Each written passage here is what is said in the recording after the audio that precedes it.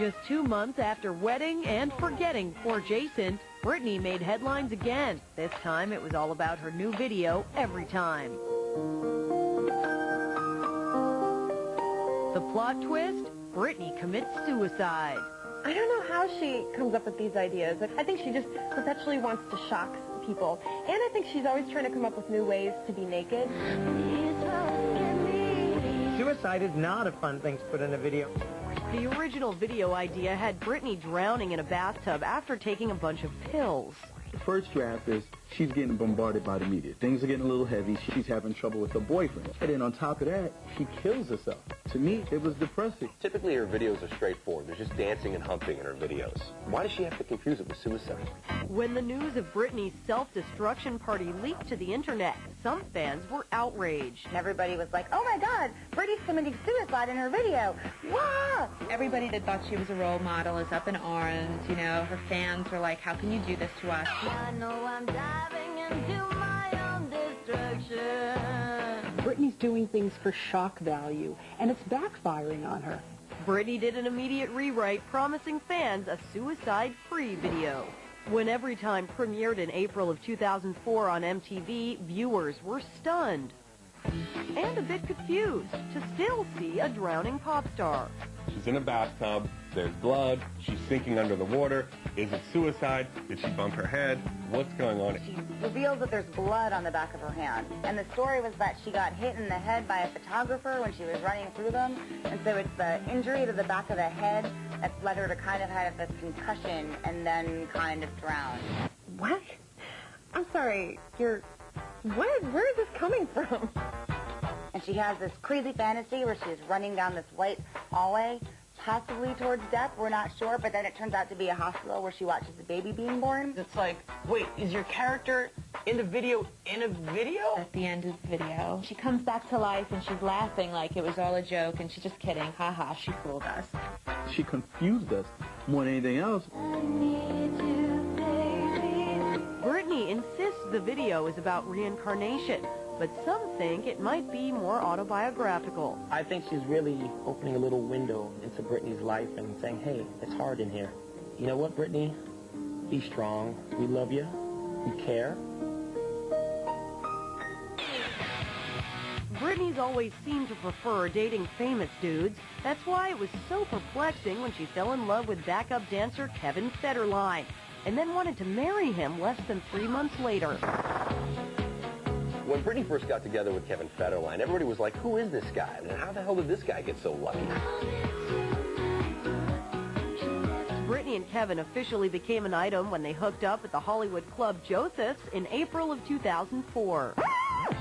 The media rejoiced. A new tabloid obsession was born. It just came out of nowhere, really. One day, we're all sitting in the office, and these photos come in of Britney Spears piggybacking on back of this guy, smoking a cigarette, and that's where it all began. She is with a cigarette hanging out of her mouth. He has a cigarette hanging out of his mouth. And it just seemed like a match made in heaven. I know you were meant for me. Nobody knows who this Kevin guy is. You know, he comes out of nowhere. He's a backup dancer. And he meets Britney like a Cinderella story. You can't beat that. Come on. Britney quickly discovered that her Prince Charming came with a little baggage. Like his pregnant girlfriend, actress Shar Jackson, and their 2-year-old daughter. When I first heard that Kevin Federline already had a pregnant girlfriend and a child with her, I just thought this is going to be good. I cannot wait to see how this unfolds. He's what us women folk refer to as damaged goods. Kevin has said that by the time he met Britney, his relationship with Shar was already over. Shar claimed otherwise. She didn't realize she was his ex at the time. She just heard, oh wow, he's dating Britney Spears, and she was like, well gee, he didn't break up with me first. He just ups and leaves for the hottest pop star on the face of the earth. When Britney found out that Kevin's girlfriend Shar was pregnant, she was like, I don't care, I love him. Brittany was like, I had to kiss a lot of frogs before I met Kevin. Now, some might say she should have kissed a lot more frogs, but to Brittany, Kevin's her frog. In June of 2004, less than 3 months after getting together, Britney proposed to Kevin on a flight coming back from Ireland. Kevin quickly turned the question around and asked Britney to marry him instead. Britney and Kevin really truly are in love. They really do care very deeply for each other. It's like lobsters mate for life. He's her lobster. After finally finding true love, nothing could get Britney down. Nothing except a knee injury.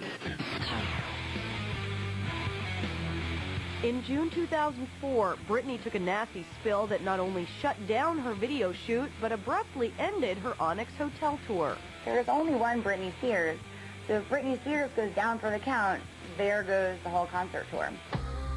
Just days before the second leg of her U.S. tour was supposed to kick off, Britney took a fall while filming the thugged-out video for her next single, Outrageous.